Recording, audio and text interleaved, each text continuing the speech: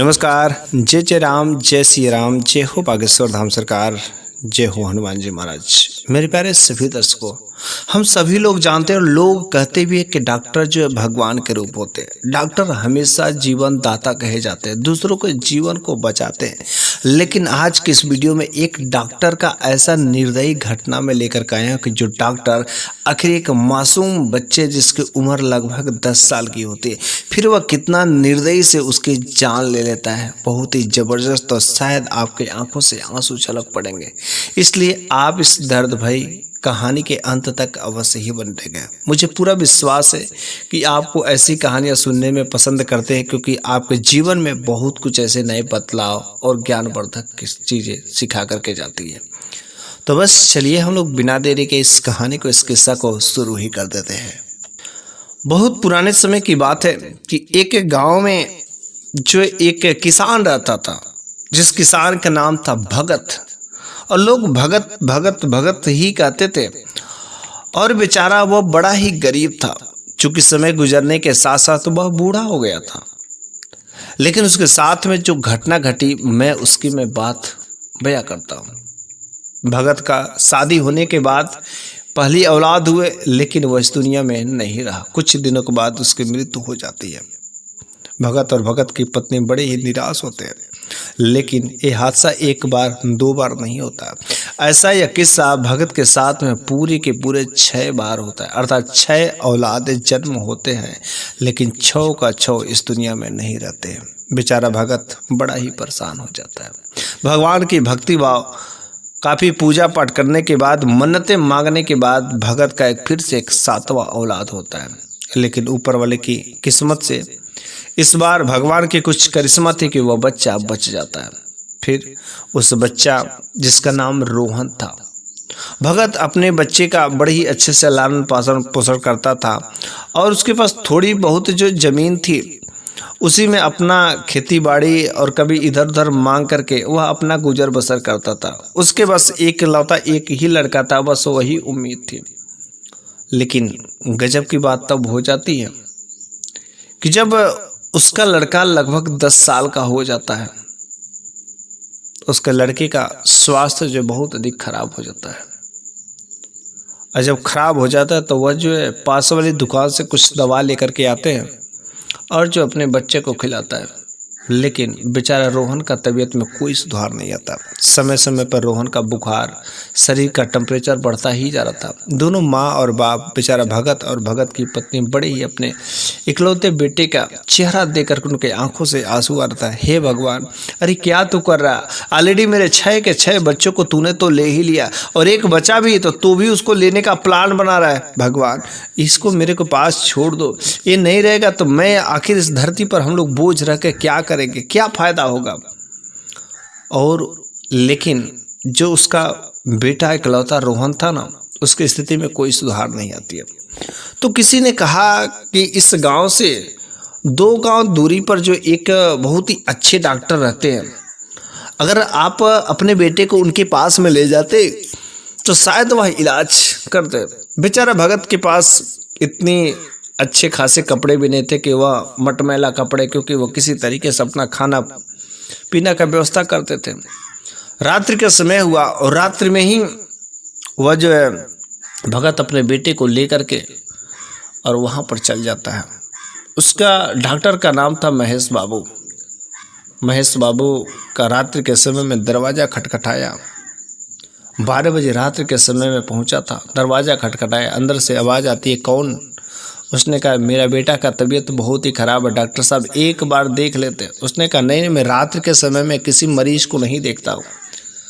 वह बूढ़ा बेचारा भगत अपने बेटे को लेकर के वह रोता रहा। डॉक्टर से बाहर से ही दरवाजे पर से विनती करता रहा, डॉक्टर साहब मेरे को देख लीजिए। अंदर से आवाज़ आती है, अरे क्या तुम चाहते हो? अभी मेरा सोने का समय, और मैं कोई भी काम बिना समय से नहीं करता हूँ। ये मेरा कस्टमर का, ये मेरा किसी से कोई मरीज का देखने का कोई समय नहीं, ये मेरा सोने का समय। कृपया तुम मेरे को परेशान मत करो, सुबह होने दो। फिर जो है वह बेचारा भगत अपने इकलौते लड़के को लेकर के वहीं पर उस डॉक्टर के दरवाजे पर बैठा रहता है। डॉक्टर साहब का सुबह होता है तो दरवाज़ा खुलता है, और दरवाज़ा जब खुलता है तो डॉक्टर साहब अपने हाथों में बैडमिंटन लिए हुए बाहर निकलते हैं। उस बूढ़े भगत ने कहा कि डॉक्टर साहब अब तो मेरे बेटे को देख लीजिए, मेरे बेटे को बस एक बार देख लीजिए और आप देखेंगे मुझे पूरा विश्वास है कि अब मेरा बेटा ठीक हो जाएगा। लेकिन डॉक्टर साहब एक बार, उस डॉक्टर ने कहा अरे तुम पागल हो गए हो, ये मेरा मरीज देखने का समय नहीं है, मेरा मरीज देखने का समय जो अभी होगा, अभी मेरा ये खेलने का समय, और अभी मैं बैडमिंटन खेलने के लिए जा रहा हूँ, इसलिए मैं इस समय किसी मरीज को नहीं देख सकता।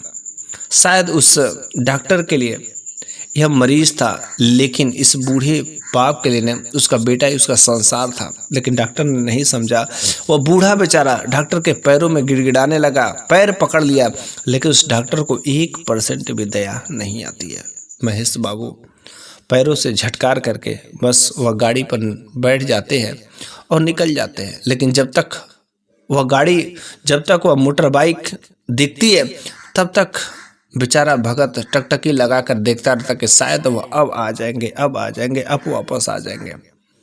लेकिन वहाँ पर बैठे बैठे 2 घंटे बीत जाते हैं, लेकिन महेश बाबू नहीं आते हैं। इधर लड़के की हालत, लड़की का बुखार इतना अधिक बढ़ता गया, कोई इलाज न होने की वजह से वह बेचारा लड़का भी आखिर अपने जीवन लीला को समाप्त हो जाता है, उसकी बाल लीला समाप्त हो जाती है। बेचारा वह बूढ़ा भगत करे तो करे क्या। अब तो बेचारा उसका बेटा भी इकलौता जो एक था, 7वां बेटा था, और वह भी अब इस दुनिया में नहीं रहा। अपने उस बेटे को, शरीर को ले जा करके अपने पत्नी के सामने रखता है, सारी की सारी बात बता देता है। उन दोनों लोगों ने कहा ये मेरा दोष नहीं है और इसमें उस डॉक्टर का भी दोष नहीं है, ये कहीं ना कहीं हम लोगों ने कुछ ऐसा गलत काम किया होगा जिसको कर्म का फल मिला है और उसी का नतीजा है, और जो होना था तो हो ही गया। लेकिन भगवान ने मेरे साथ में बहुत ही गलत किया। 6 बेटों के बाद में एक 7वां बेटा बचा भी था, उसको भी आखिर भगवान तूने छीन लिया, और अब वो समय नहीं रह गया औलाद पैदा करने के। बेचारे अब तो एक झोपड़पट्टी थी, उसी झोपड़ी में वे लोग गुजारा करते थे। बस कहीं इधर उधर से मिल जाता तो खा पी करके भगवान का कीर्तन भजन करते और उसी में मस्त रहते। लेकिन इधर जो डॉक्टर महेश बाबू थे, उस महेश बाबू का जो एक बेटा था जिसका नाम जो कैलाश था, और वह कैलाश कॉलेज में पढ़ता था, लेकिन वह बचपन से ही वह सांप पकड़ने का बहुत ही जो है शौकीन था। इसलिए वह कई प्रकार के सांपों को पकड़ कर रखता था और वह सांपों का खेल दिखाता था। और सांप वाले जो भी जड़ी बूटियाँ होती थी वह हर तरीके से हर जड़ी बूटी जो है खोज करके रखता था। अगर किसी ने बता दिया कि वहाँ पर जो इस नाम की जड़ी बूटी है सर्प वाली, वह हर प्रकार की जड़ी बूटी को कैसे भी खोज करके लाता और अपने पास में वो रखता था, और वह उसी में पढ़ाई ही कर रहा था। लेकिन उसके पिता डॉक्टर ने कहा कि रे बेटा ये सब सर्प वाला काम जो बिल्कुल खराब होता है। लेकिन वह कैलाश का नहीं पिताजी, ये मेरा मानना है कि अगर हम किसी सांप को जब तक उसका कुछ बिगाड़ेंगे नहीं, उससे प्रेम करेंगे, तो वह भी जान जाएगा हाँ जब मेरा किसी प्रकार का कोई नुकसान नहीं है तो भला वह किसी को नुकसान क्यों पहुंचाएगा। वह क्या पागल है। हम लोग इंसान ही ऐसे होते हैं जो उसको कष्ट देते हैं। अगर हम कष्ट नहीं देते तो वह भी मेरे साथ दोस्ती रखेगा। फिर वह पिता बेचारा, जब उसका बेटा कैलाश सर्प वाला काम करता था, सर्प को पकड़ने का अलग अलग प्रकार के पिटारे में वो सर्प को रखा रहता था, वो कहता था कि बेटा सब काम छोड़ दो, कभी भी तुम्हारा जीवन जो खतरे में पड़ सकता है। उसने कहा नहीं पिताजी ऐसी बात नहीं होती, और वह लड़का हमेशा जो ऐसे ही करता रहा। लेकिन एक बार गजब की बात होती है कि वह अपने स्कूल में रहता है और उसको जो है एक लड़की से प्रेम हो गया था जिसका नाम घृणा था। अब बातों बातों में उसने कहा कि देखो मैं सांप जो पालता हूँ और मेरे पास कई सारे जहरीले जहरीले सर्प हैं। उसने कहा क्या बातें कर रहे हो, मैं नहीं तुम्हें मान सकती, तुम इतने बड़े डॉक्टर के लड़के हो और तुम जो ये सब छोटी छोटी काम करोगे, नहीं तुम्हारे बस का ऐसी बातें नहीं है।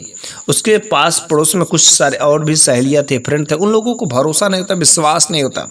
उसने कहा अगर तुम्हारे पास सर्प है, जहरीले सर्प है, तुमने पाल करके रखा था, क्या तुमको खोल सकते हो, खोल के दिखा सकते हो। वो कहा कि नहीं, अभी ये समय उचित नहीं है, कि अभी जो कोलाहल होगा, शोर शराबा होगा, कोई सर्प जो इधर उधर भाग जाएगा। उसने कहा हम सब लोग शांत रहेंगे, किसी प्रकार की कोई हड़बड़ी नहीं होगी, बस तुम एक बार दिखाओ, देखे क्या तुम वास्तव में सच हो कि झूठ हो। बस वह जो तुरंत गया और सर्प का जो जहरीले जहरीले सर्प थे उन सब का पिटारा उठा करके लेकर के चला आया, और फिर जो है सब सांपों को खोल खोल करके वह दिखाने लगा। एक से एक जहरीले सर्पों को वह हाथ में लेता, गले में डालता, सर्प रखता, अलग अलग जगह पर रखता और सर्पों के साथ वह दिखाता। लेकिन किसी ने बोल दिया, करे भाई तुम सर्प के साथ खेल रहे हो, सर्प को अपने गले में टांग रहे हो, जानते हो क्या बात है कि इस लड़का बहुत ने क्या किया होगा कि इन जो सारे सारे जहरीली सर्प है उनके दांतों को तोड़ दिया होगा। बस ये बात जो सुन लेता है, लेकिन जब सुन लेता तो उसने कहा देखो दोस्त, अगर तुमको ऐसा लग रहा है कि मैंने अगर सर्प को दांत को तोड़ दिया तो बिल्कुल ऐसा वैसा नहीं है। अगर तुम्हें यकीन नहीं होता तो बोलो मैं दिखा सकता हूँ, तुम लोगों को यकीन नहीं होता। लेकिन उधर जो उसकी प्रेम का क्रीड़ा रहती है, जब यह सर्पों को अपने गले में डालता, उसके साथ क्रीड़ा करता, अलग अलग हरकतें करता, तो क्रीड़ा का जो है दिल जो थाम जाता और वह खुद मन ही मन संकोच करने लगती है, अरे मैंने झूठ में कहा। वह देखो वह अपनी प्रेमिका को दिखाने के लिए सांपों के साथ अलग अलग प्रकार की हरकतें करने लगा, और जब लोगों ने उसकी प्रेमिका के सामने कह दिया कि सर्प के दांतों को तोड़ दिया होगा, तो बस वह अपने प्रेमिका के सामने कैसे वह नीचा हो सकता है। बस वह अपने प्यार को साबित करने के लिए, लोगों के नज़र में बेहतर बनने के लिए उसने कहा कि देखो भाई, मैं तुम्हें दिखा सकता हूँ कि सारे के सारे जो भी जहरीले सर्प है उन सबका मैंने दांत जो है रखा है, और दांत किसी का नहीं तोड़ा है। तुम ऐसा सोच रहे हो तो ऐसा बिल्कुल ही गलत है। लेकिन वो कहता है कि मैं तुम लोगों को दिखा सकता, लेकिन उसकी जो प्रेम का ग्रीड़ा रहती है वो कहती मना करती है, अरे छोड़ दो, रहने दो, ये सब काम छोड़ दो, अपने सर्प को फिर से रख लो, पिटारा में रख दो, हो गया, बहुत हो गया। वह बार बार मना करती, लेकिन अब तो उसके सामने चैलेंज आ गया था, चुनौती आ गया था, वह अपने आप को गलत साबित नहीं होने दे सकता है। वो उसका हाथ पकड़ करके वो ले जाना चाहते, लेकिन उसका भूत सवार हो गया था, क्योंकि उसको चैलेंज स्वीकार नहीं था।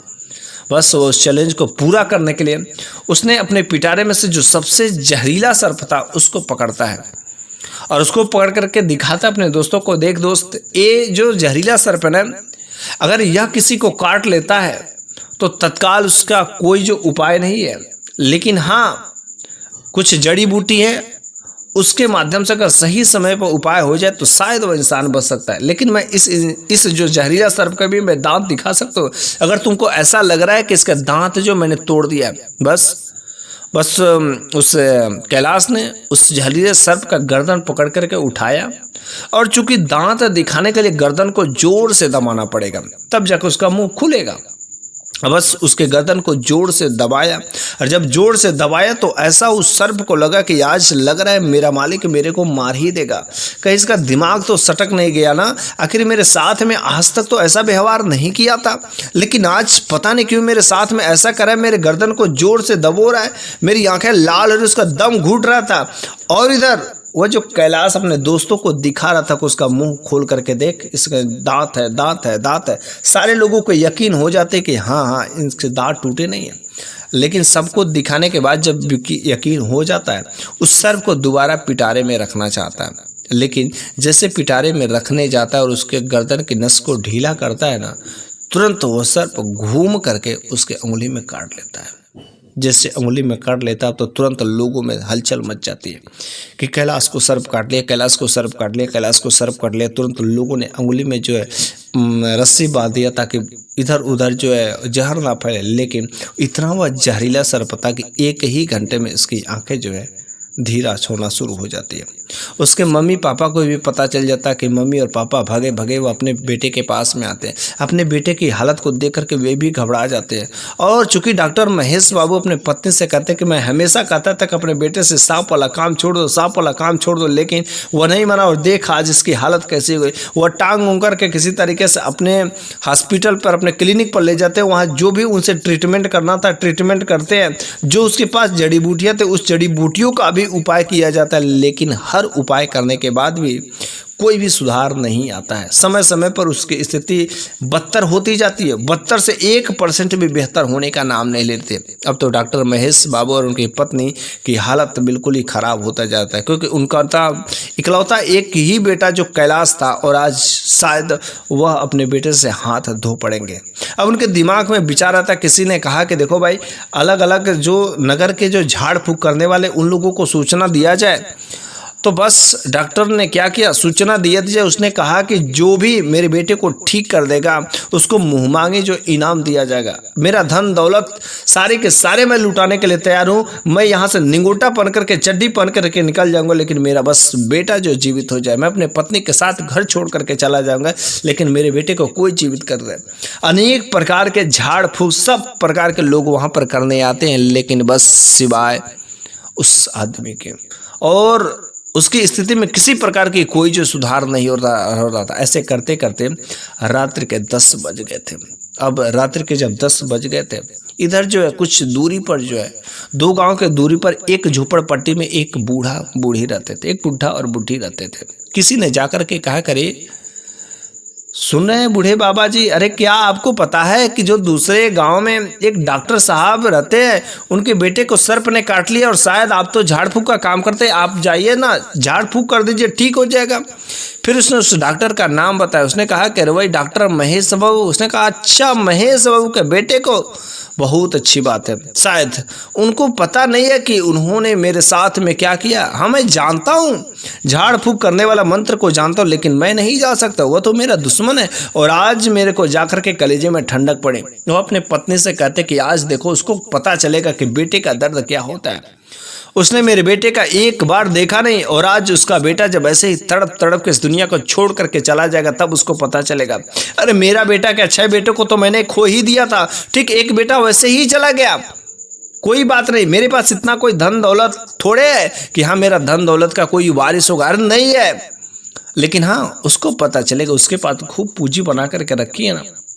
और तुम अगर सोचती कि मैं वहां पर जाऊंगा, ऐसा बिल्कुल ही नहीं हो सकता। भले ही चाहे कुछ भी हो जाए, मेरी तो अंतिम स्थिति चले, पता नहीं कब हम दोनों पति पत्नी इस दुनिया को छोड़ करके चले गए, लेकिन मैं आज अपने बेटे का जो बदला लूंगा। और आज मेरे दिल में सुकून मिला। उसकी पत्नी भी कहती, हाँ वो डॉक्टर कितना घमंडी था, हमारे बच्चे को एक बार देख लिया होता तो भले ही, लेकिन कम से कम मेरे दिल में तसल्ली तो हुई होती, ठंडक तो मिली होती। शायद मेरा बच्चा बच जाता या नहीं बच जाता, वो तो ऊपर वाले की देन है कि लिखा था, लेकिन उसके देखने से मेरा बच्चा नहीं बचता।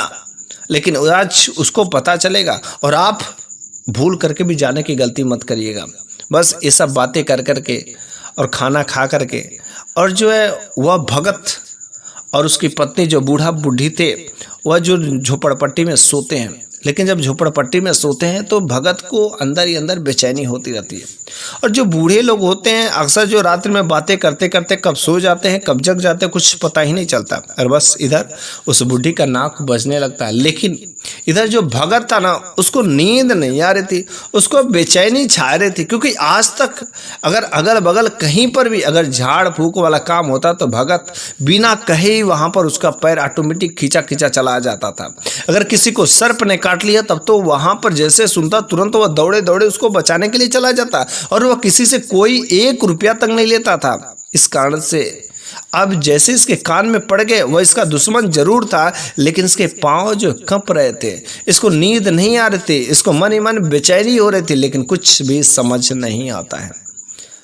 जब बूढ़ी के सो जाने के बाद वह भगत जो है उठता है धीरे से, और ऑटोमेटिक उसके कदम जो उस दरवाजे के तरफ जाता है कि जिधर दरवाजे की कुंडी लगी रहती है।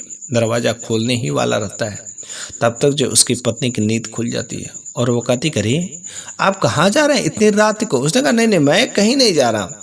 तो उसकी पत्नी ने कहा, अरे मैं सोची कि आप डॉक्टर साहब के घर जा रहे हैं। उसने कहा मैं, अरे वो तो मेरा दुश्मन है, मैं उसकी रक्षा करने क्यों जाऊँ, मैं उसकी सहायता करने वाला नहीं जा सकता। वो भी जाने आखिर बेटा का दर्द क्या होता है। और तुम अगर सोचती हो कैसा, तो ऐसा मैं बिल्कुल नहीं। मैं तो बस यहाँ पर ये देखने आता कि कितनी रातें बची है, क्योंकि सुबह काफ़ी ढेर सारे काम भी करने हैं, तो यह देखने आता। और इस तरीके से वह बूढ़ा भगत जो है फिर से कुंडी लगाता है और कुंडी लगा करके सो जाता है। जब कुंडी लगा करके सो जाता है, फिर से कुछ देर रात होती है, तो रात्रि का लगभग जो 1 बज गया रहता है।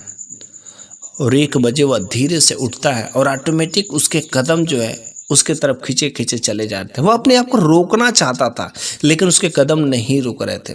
लेकिन तभी जो जब रास्ते में पता चलता है तो एक आदमी उधर से मिलता है। कहते करे बाबा जी, और अभी को आप जा रहे? अरे कितने झाड़ फूक करने वाले जो चले गए। उसने कहा हाँ, वो मेरा दुश्मन है और मैं उसकी रक्षा करने क्यों जाऊँ? उसका बेटा जो जैसे उसने मेरे साथ किया, भगवान ने भी उसके साथ किया।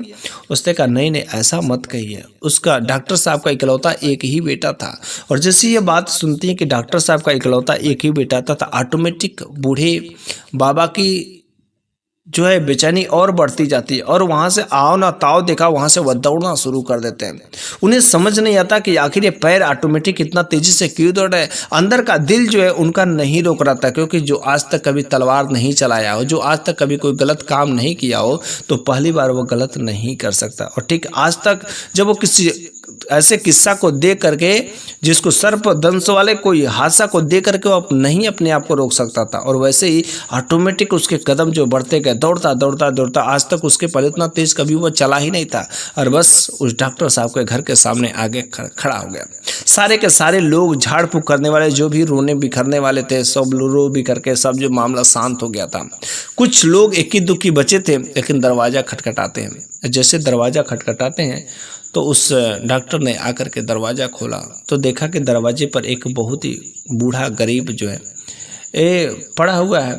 तो उसने कहा डॉक्टर साहब, आप बहुत बड़े इंसान हैं और मैं जो एक बार आपके बेटे को देखना चाहता हूँ, क्योंकि मैंने सुना है कि आपके बेटे को सर्प काटा है और कई सारे झाड़ फूक वाले आए और चले गए।